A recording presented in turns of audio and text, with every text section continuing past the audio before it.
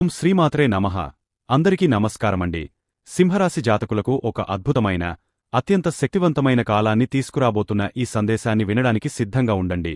June 15వ తేదీ తర్వాత మీ జీవితంలో ఒక కొత్త అధ్యాయం మొదలవ్వబోతోంది. ఇది మీ ఊహకు కూడా అందని రీతిలో ఉండబోతోంది. ఈ మాటలు వింటున్నప్పుడు మీ చుట్టూ ఎవరూ లేకుండా పూర్తి ఏకాగ్రతతో వినండి.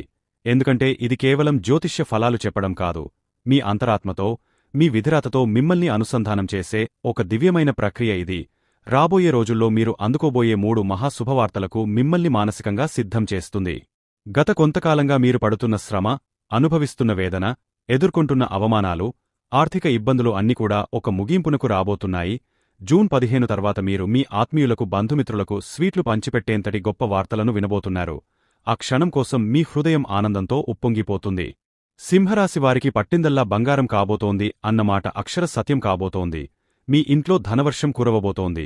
ఇప్పటివరకు మూసుకుపోయి ఉన్న ధనద్వారాలు బార్లా తెరుచుకోబోతున్నాయి. అదృష్టం అనేది మిమ్మల్ని వెతుక్కుంటూ వచ్చి మీ తలుపు తడుతుంది.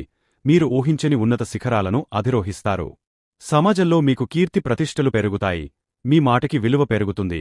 మిమ్మల్ని చూసి ఒకప్పుడు చిన్నచూపు చూసినవారే ఇప్పుడు మీ దగ్గరికి సలహాల కోసం, సహాయం కోసం వస్తారు.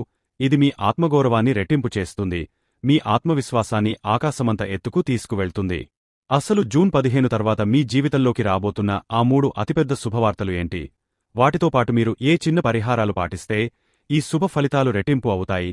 ఈ పూర్తి విషయాలను ఇప్పుడు మనం వివరంగా, లోతుగా తెలుసుకుందాం. కాబట్టి ఎక్కడా ఏకాగ్రతను కోల్పోకుండా ఈ మాటలను మీ హృదయంలోకి తీసుకోండి.